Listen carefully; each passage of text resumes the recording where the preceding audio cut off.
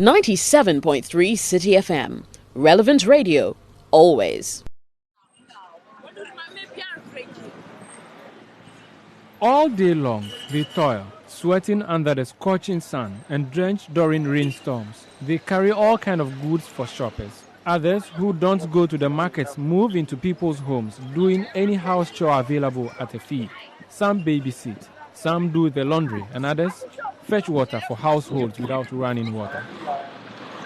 When night comes, the ordinary rule is for them to go get some rest in a comfortable place. But that eludes these head porters, or Kayayei as they are called. These women have no homes in Accra, the national capital of Ghana. They have descended from the northern part of the country in search of greener pastures. Others are fleeing conflicts in that part of the country. They are vulnerable to rapists and thieves. This explains the nursing mothers and pregnant women here without husbands. City authorities charge these women for the services they render in the markets, but that is where the relationship ends. Less attention is paid to these market hands. Embarrassed by their plight, these women refuse to speak on camera. They tell me they do not want their families back in the village to see the humiliating conditions under which they live in the capital.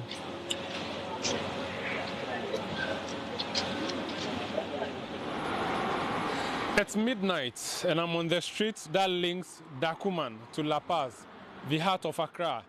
Behind me, women in their dozens lie. This is where they live. This is where they make their living. Early in the morning, they walk out into the towns looking for all kinds of odd jobs to do. They have babies strapped behind them, babies as young as a month old. By these streets is an open drain. Cholera, malaria from mosquitoes that fly around. A truck could easily skid off the road and run into these sleeping women. They are fast asleep as we speak.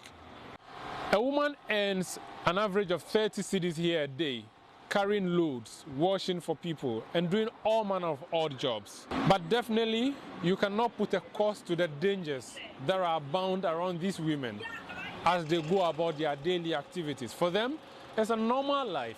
They have moved from the northern parts of the country to Accra. They have come to earn a living. There are families that depend on them. But the fumes that they inhale, the cholera, the malaria, even the petty thievery, the armed robbers that are lurking around in this darkness, what happens to the future of these babies who have been born on the streets? Born on the streets, live on the street, and perhaps die on the streets. But as the light around me here flickers, so is the hope of these very little children. For Citi News, Umaru Sanda Amadu, Dakuman, Accra.